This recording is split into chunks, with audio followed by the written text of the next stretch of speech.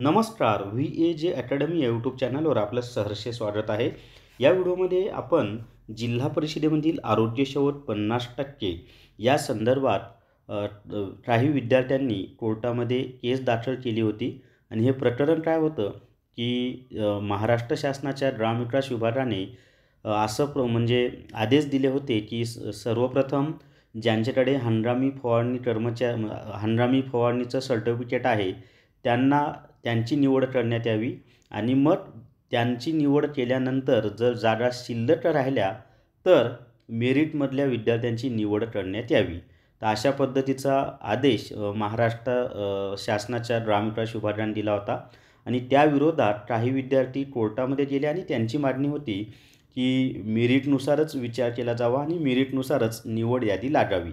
आणि मग कोर्टामध्ये सुनावणी झाली. बऱ्याच दिवस तर कोर्टाने सुनावणी न घेता ही म्हणजे पुढची तारीख देत गेला. परंतु आज म्हणजे काही दिवसांपूर्वी कोर्टामध्ये सुनावणी पूर्ण झाली आणि त्यांनी आज निकाल देणार आहेत असं कालच सांगितलं होतं.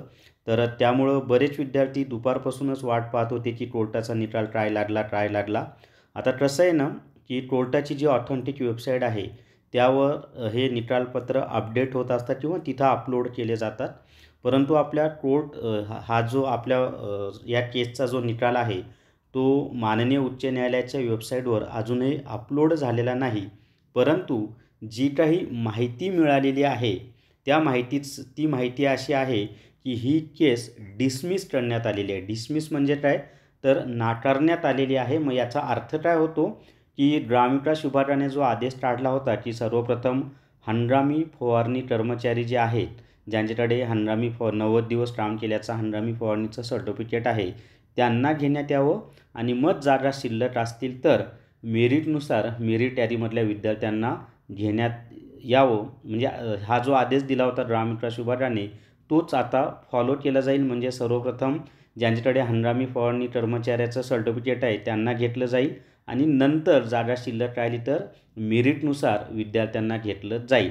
हाच त्याचा अर्थ होतो. आणि जर याच्यापेक्षा वेगळा काही निकाल असेल तर जेव्हा वेबसाईटवर तो निकाल अपलोड होईल आणि तो जर याच्यापेक्षा वेगळा असेल तरच मी नवीन व्हिडिओ बनवेल. आणि मी जे सांगितले की केस डिसमिस झाली असाच निकाल असेल आणि ती 100% खरा असेल तर मग मात्र माझा नवीन व्हिडिओ येणार नाही हे समजून घ्या सर्वांनी.